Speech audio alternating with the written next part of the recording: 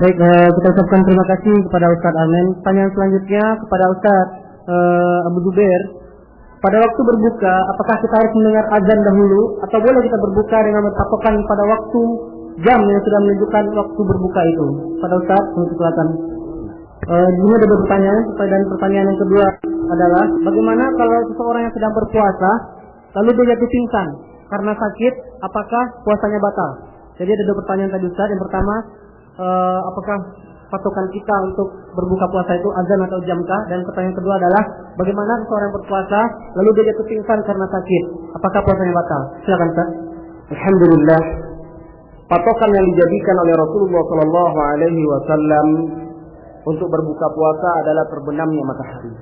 Patokannya adalah terbenamnya matahari, bukan suara azan.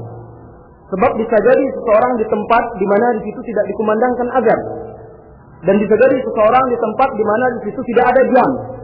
Oleh karena itu Rasulullah SAW menjadikan patokannya adalah terbenamnya matahari.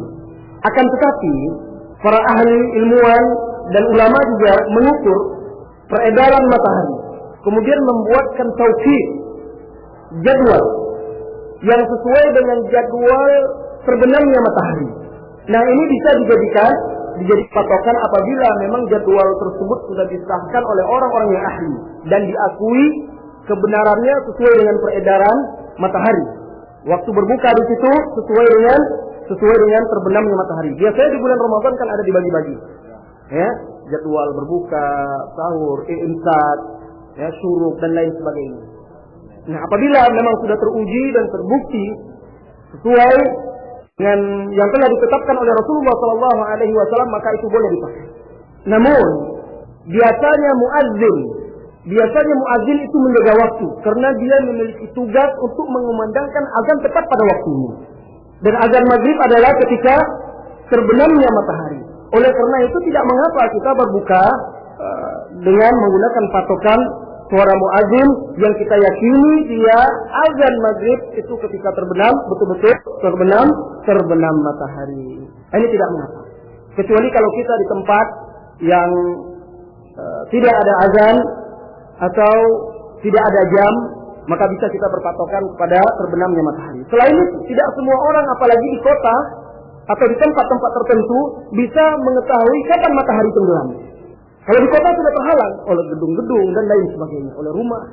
Hanya bisa dilihat di tempat yang terbuka, seperti di pinggir laut. Itu bisa disaksikan, atau di tempat-tempat yang terbuka. Nah, itu sama juga seperti terbitnya fajar subuh. Kalau di kota itu tidak akan mungkin melihat terbitnya fajar. Ada sebagian orang sama sekali dia tidak mau memakai tauqif itu, penentuan jadwal yang telah dibuat tersebut, atau dia tidak mau berpatokan dengan azan masjid setempat. Kan Rasulullah katakan terbit fajar.